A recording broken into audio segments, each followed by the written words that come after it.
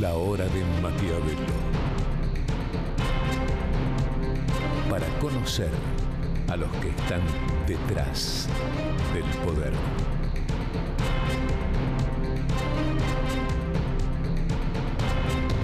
La hora de Maquiavelo.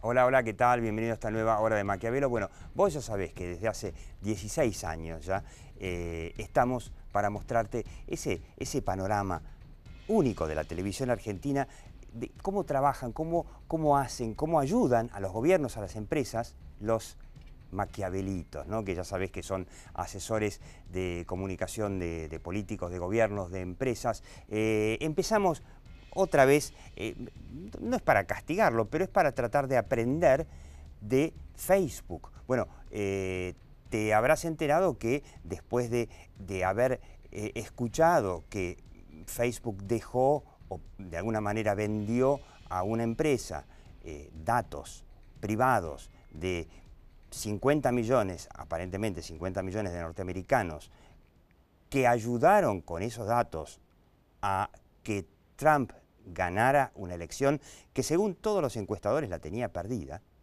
Bueno, parece que ahora, después de que Mark Zuckerberg, acá lo tenemos, tardó 5 días en reaparecer cuando todos buscaban a Mark Zuckerberg y qué tenía que decir que había contribuido significativamente al manipular la opinión pública para conseguir el triunfo de Trump. Ya sabíamos y habíamos hablado de esto durante el año pasado, especialmente cómo los famosos trolls rusos, ¿no? Que te acordás que eran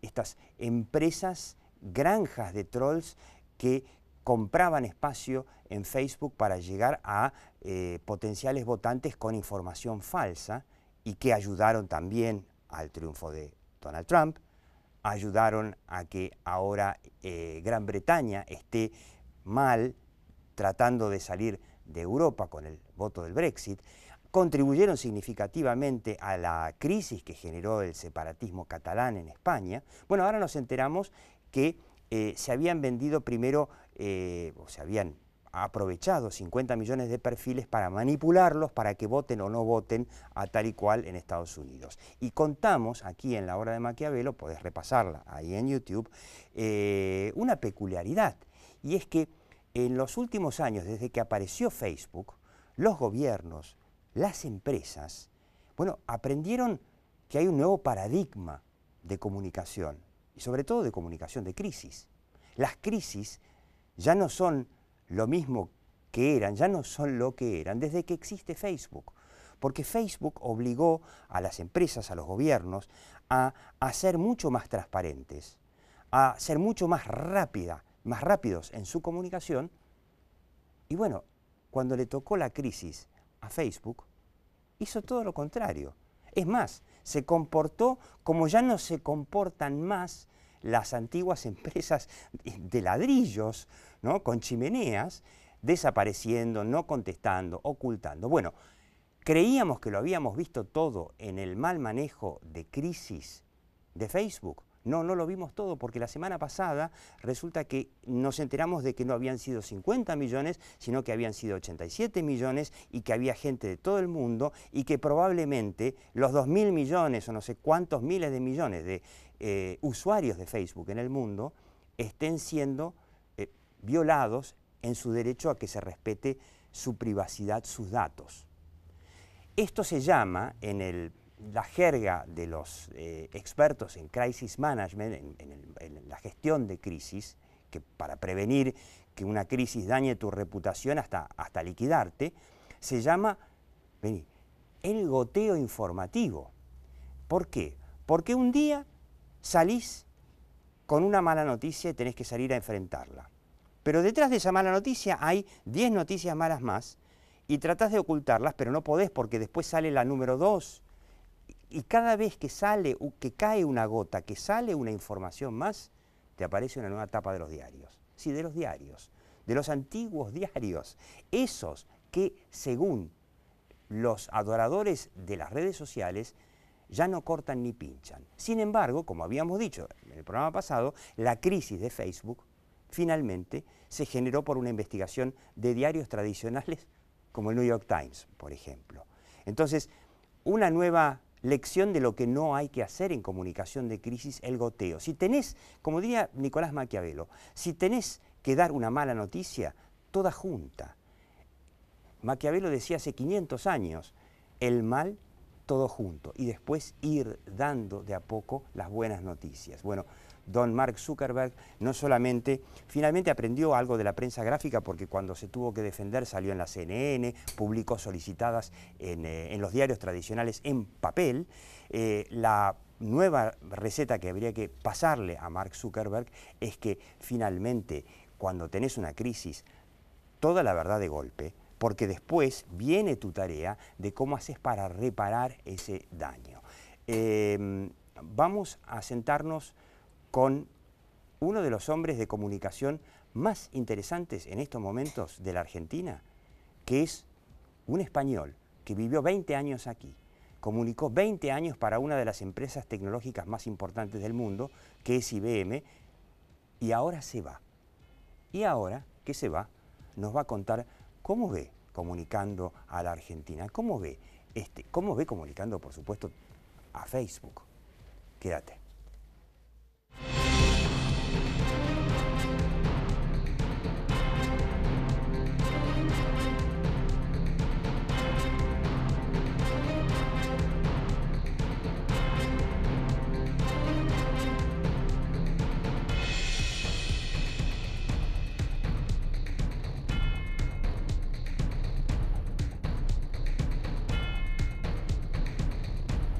Aprender es mucho más que estudiar. Universidad Abierta Interamericana. www.uay.edu.ar. El futuro sos vos.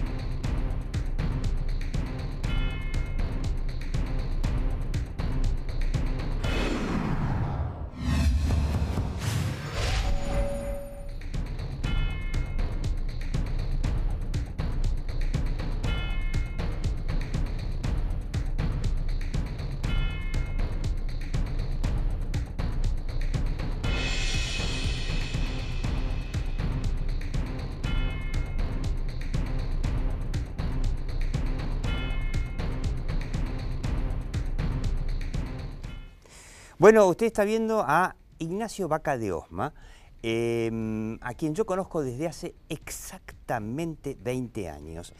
Te cuento brevemente, yo te voy a contar la historia de cómo nos conocimos. Ignacio Vaca de Osma venía de una consultora española que se llama Llorente y Cuenca, que hoy es una de las número 1 en el mundo, diría, de la comunicación. Y vino, justamente hablando de comunicación de crisis, vino para una crisis que los jóvenes no se acordarán, pero los más viejos seguro que sí, que era IBM Banco Nación. Brevemente te cuento, se descubrió que IBM pagó coimas para ganar concursos, licitaciones de informatización. Hubo Banco Nación, hubo IBM DGI, la actual AFIP, hubo IBM Provincia de Buenos Aires, creo que hubo IBM Mendoza y no sé cuántas provincias más. Finalmente la crisis tremenda se llevó a toda la cúpula y Ignacio Vaca de Osma vino para resolver la crisis. Bueno, parece que la resolvió tan bien que IBM se lo quedó y después de 20 años en Argentina te vas. Me vuelvo a mis raíces. A España. A España. A disfrutar de mi familia, de mis padres. Esa es la razón fundamental para abandonar este maravilloso país que he elegido yo. Yo cuando dice yo soy argentino por elección, porque vine por 3 meses y he vivido 20 años y espero seguir teniendo relación y voy a dejar aquí muchísimos amigos, muchísimas relaciones y un país que amo muchísimo. ¿Y cómo viste? A ver, IBM también es una empresa tecnológica que en algún momento, seguramente cuando, mira, ahí tenemos una foto del joven, más joven, Ignacio Vaca de Osma en IBM en Argentina, que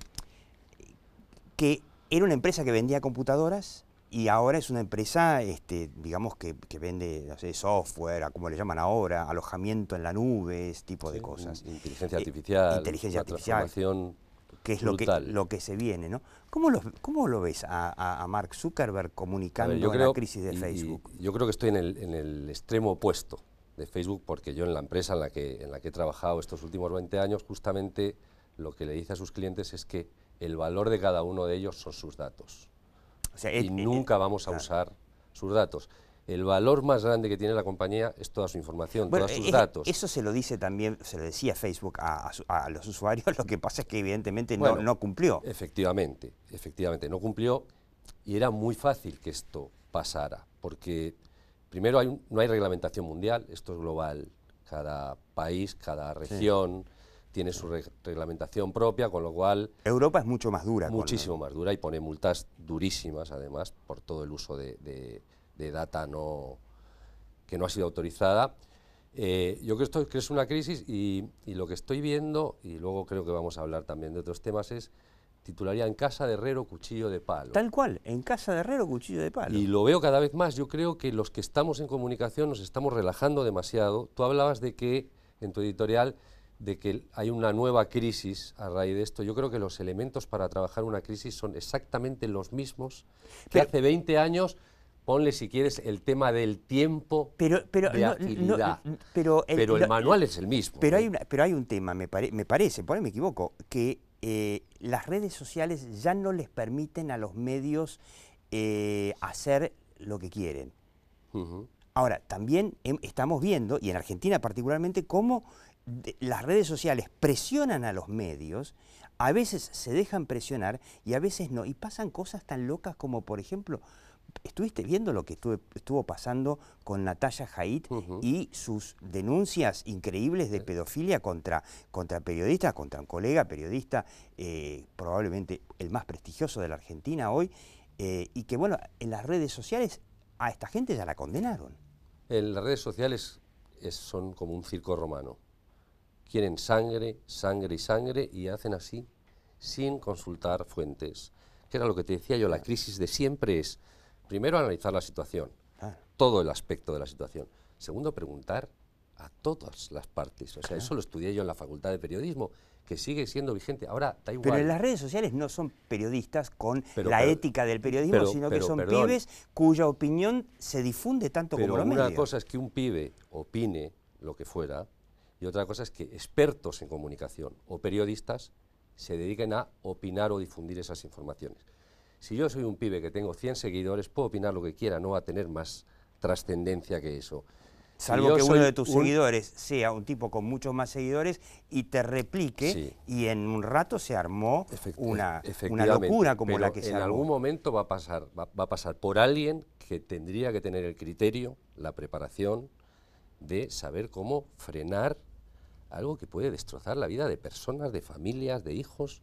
Es de una gravedad absoluta y me parece que nos estamos relajando mucho los comunicadores, los periodistas, los medios, y dándole lugar a que esta gente que tira bombas, fake news, la verdad que parezcan todas verdades y están cayendo gente que no se lo merece, ¿no? Tuvimos un caso similar en el sector de las relaciones públicas, muy parecido, donde desde una consultora se hicieron denuncias contra el CEO de esa consultora por presunto acoso sexual y maltrato. Evidentemente algo de eso hay porque hasta el propio implicado reconoce el capítulo de maltrato, no el capítulo de acoso sexual. Ahora, en las redes sociales lo condenaron. Yo sentí vergüenza de nuestro sector y de nuestra profesión, y me incluyo, y te digo porque, primero, en un caso de estos, las posibles víctimas son lo más importante. Hay que generar contención sobre las víctimas supuestas porque yo no sé si son o no lo son, Claro, y no sé si hay ninguna demanda, claro, pero por lo menos hay que intentar contener, no echar más leña al fuego. Claro, porque en una consultora no trabaja solamente el CEO y la fundadora, que se llama Alicia von der Vetter, que es una de las veteranas de acá del sector, sino que, claro, trabajan 50 chicos y chicas que si la consultora quiebra, se quedan en la calle.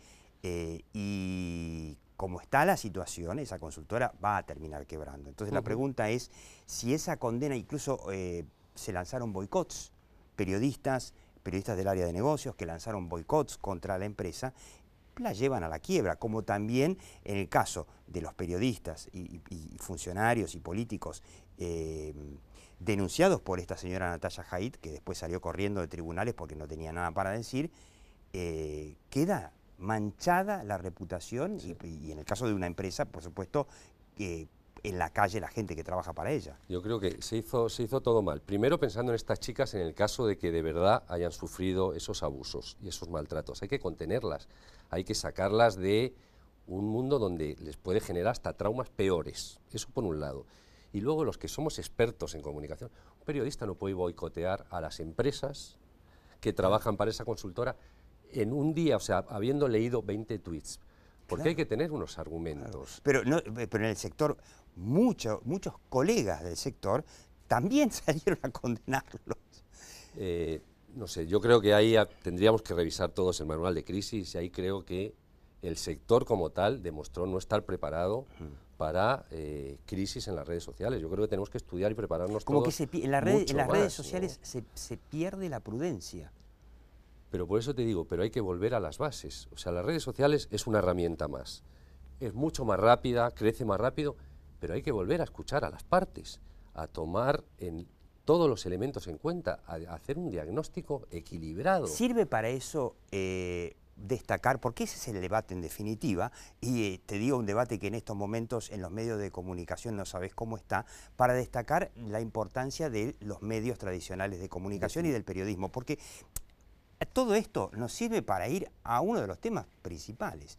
El gobierno de Mauricio Macri tiene una visión, Jaime Durán Barba, el famoso asesor de Cambiemos, tiene una visión de que hoy las redes sociales son todo y que los medios tradicionales ya fueron, que ahora la cosa pasa por las redes sociales y la publicidad, que es de lo que viven los medios, está pasando a las redes sociales, sobre todo a empresas como Facebook, de manera vertiginosa. O sea, hoy las grandes multinacionales, te doy un ejemplo, estuve esta semana con la gente de L'Oréal.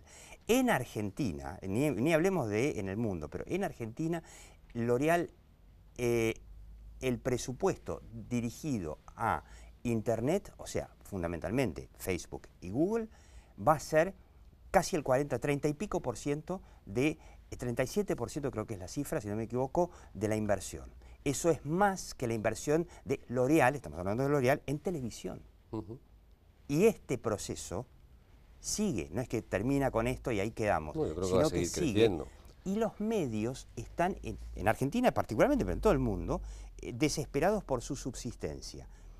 ¿Hace bien el gobierno, por ejemplo, o las empresas en apostar a las redes sociales solamente y generar monstruos como Facebook, en definitiva, alimentar estos monstruos que terminan haciendo las locuras como lo de Natalia Haidt, con todos estos delirios? Yo creo que hay que tener un balance, como todo en la vida. O sea, yo creo que hay que estar, yo llevo trabajando y preparando y estudiando sobre comunicación digital en los últimos años con mi equipo, en mi ex compañía. La verdad que nos hemos focalizado en eso porque es el futuro, pero sin despreciar ni desdeñar lo tradicional. Pero vos las ves a las empresas. IBM es una empresa que uno la ve como tradicional, pero también es una empresa de tecnología del mundo moderno. Definitivamente, que pero están dejando caer a los medios, abandonándolos a los...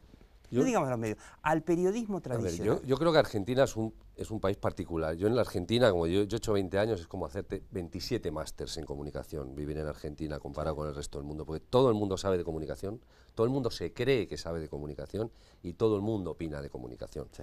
Con lo cual es muy difícil, de verdad. Por eso cuando tú hablas del gobierno, el gobierno comunica, y para mí comunica bastante bien, no se le pasa una, ¿te parece no que se le bien? Perdona una, comparado con lo que hemos tenido y de dónde venimos, no hay paciencia. O sea, Tú, antes de ir a una pequeña pausa, ¿vos lo ves al gobierno de Mauricio Macri comunicando bien? Por supuesto tienen fallos, como todos los gobiernos, como todas las empresas, como todos los periodistas, pero la verdad es que yo creo que están transmitiendo, por lo menos al mundo, una Argentina que es la que a mí más me gusta y en la que tengo más fe y futuro, sin duda. Yo a veces digo y veo que hay cosas que no se explican. Venimos de una época de oscurantismo Totalmente, absoluto. sí, eso es verdad. El salir del oscurantismo al mundo de las luces no Además es fácil, hay algo que es muy valioso y que es absoluta libertad de expresión. absoluta. Conferencias de prensa, se contesta todo, se va al Parlamento, o sea, más apertura. Seguro. Luego habrá voceros que lo hagan bien y otros que lo hagan mal. Uno tendrá más facilidad que otros. Ahora, tú ves, hablan con todo el mundo, todo el tiempo. En la televisión pública hay programas y hay gente que creo que en ningún otro país del mundo un gobierno le daría el espacio para seguir. Para después del corte, te voy a preguntar si no te parece que les falta explicar algunos temas. Ahí venimos.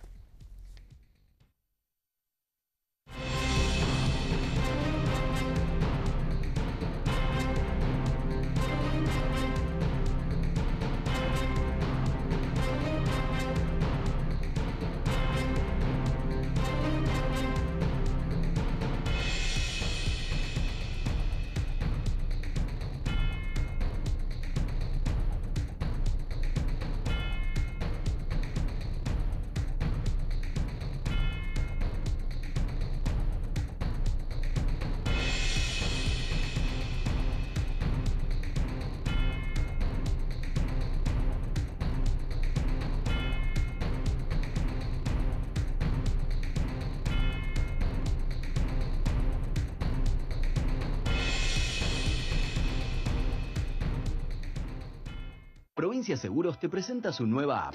Bájala y tené lo que necesitas a un dedo de distancia. Accede a tus pólizas, a la tarjeta de circulación y Mercosur, siniestros, denuncia y seguimiento online, asistencia al vehículo. Planificás y manejás tu tiempo porque sabés al instante dónde está el auxilio y mucho más. Todo lo que necesitas a un dedo de distancia. Nuestro compromiso es con vos.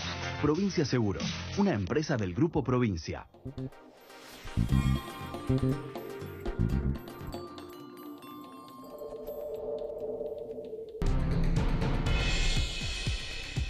Bueno, Ignacio Vaca de Osma está convencido de que el gobierno de Macri comunica muy bien.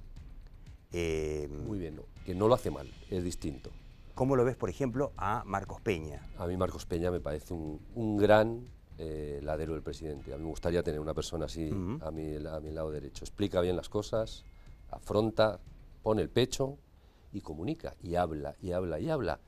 ¿Se equivocan? Obviamente que se van a equivocar, pero prefiero eso a que nadie pueda preguntar, a que nadie pueda hablar. Yo puedo equivocarme, pero yo sostengo que, por ejemplo, un sueño que quedó en la nada, quedó por ahora postergado quizá para después de una muy probable reelección de Macri en el 19, una reforma laboral, ¿no? Te vuelvo a explicar, para mí la reforma laboral es la llave para resolver el problema de la Argentina. Porque todo el problema del déficit fiscal se genera cuando en la Argentina el Estado tiene que reemplazar el mercado laboral porque las pymes no quieren contratar a nadie. Y por más que tengan proyectos y ideas muy buenas, cuando llega la hora de contratar gente, y las pymes son las que más gente contratan, el 80% del mercado privado, los argentinos nos decimos, me corto una mano antes. El día que los argentinos no digan más me corto una mano, y para eso hace falta una reforma laboral, bueno, el Estado puede dejar de ser el reemplazante del mercado laboral y podemos empezar a bajar el déficit fiscal. Sin embargo, eso no pasó, a mi juicio, porque no se lo explicó. Yo lo veo más como una decisión, como una falta de experiencia política que por un tema de comunicación. Creo que no le vieron bien las orejas al lobo. Claro. No fue por... O sea, no creo que se comunicara mal, creo que no estaba dado el medio ambiente político en el Congreso, les faltó experiencia de conocimiento de cómo se manejan estos tiempos, mucho más de lobby o de hablar con todas las partes que de comunicación.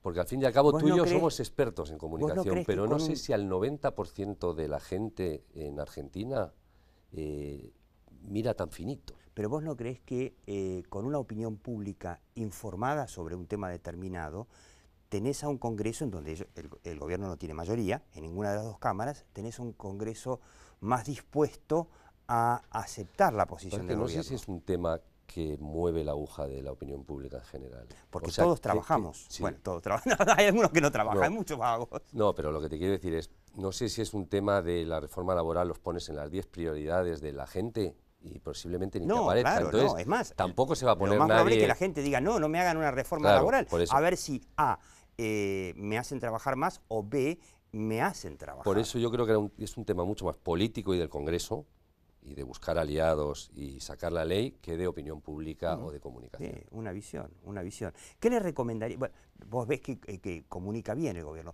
pero ¿qué le recomendarías en este debate que en estos momentos en los medios de comunicación, yo te digo, en Argentina, sin ninguna duda, pero está en todo el mundo, de explicarles a los gobiernos que de alguna manera tienen que apoyar a los medios, al periodismo clásico? Y te digo que en todo el mundo, incluso en Alemania, el país más próspero de Europa, en Alemania, lo comentábamos hace un par de meses, la CEO de la principal editorial de Gruner + Jahr, que es del grupo Bertelsmann, una de las editoriales más grandes del mundo, salió a decirles a las empresas, allá la pauta del gobierno es intrascendente, salió a decirles a las empresas, muchachos, párenla con Facebook y con Google, acuérdense de los medios de comunicación tradicionales, porque en definitiva somos los que sostenemos a las democracias. Al poco tiempo saltó lo de Facebook, con lo de Cambridge Analytica, quedó claro que fundamentalmente Facebook, pero todas las redes sociales volcaron la elección de Estados Unidos a favor de Trump, la elección en Inglaterra a favor del Brexit, el bolonqui tremendo que se armó en Cataluña. Y quedó demostrado que el periodismo es necesario para dividir la locura o para ordenar la locura de las redes sociales. ¿Qué le dirías vos al gobierno?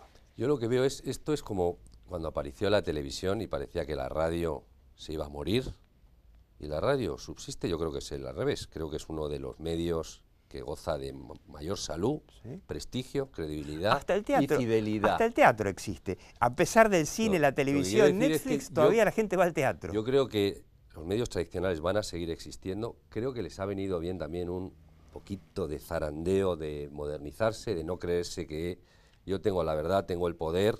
O sea, estoy viendo escenarios que no controlo, no tengo el control de todo. Y veo que hay movimientos interesantes en los grupos de medios. No ya a las redes sociales, sino a un contenido mucho más ameno, a un contenido más dirigido a gente joven, sí, porque si no la televisión, por ejemplo, si no, se funde. Sí. Y la gente muy joven, ya nos echan, pero la gente muy joven, lo digo porque tengo hijos jóvenes de 15, de 19 años, ya ni la televisión tradicional es para ellos. Claro que no. Todo es Netflix o YouTube y las redes sociales. Sí, luego creo que los padres, desafío. Los padres también tenemos el deber de educar y preparar, no el colegio o la universidad. Hay que educar a nuestros hijos. A mí me ponían un libro, me ponían el diario en papel, me enseñaban cómo leer una noticia, me enseñaban qué cosas están bien, qué cosas están mal. No sé si ahora eso está pasando. Ignacio Vaca de Osma, ex comunicador de IBM, bueno, que te vuelvas feliz a tu España. Muchísimas Chao, hasta la gracias. próxima hora de Maquiavelo.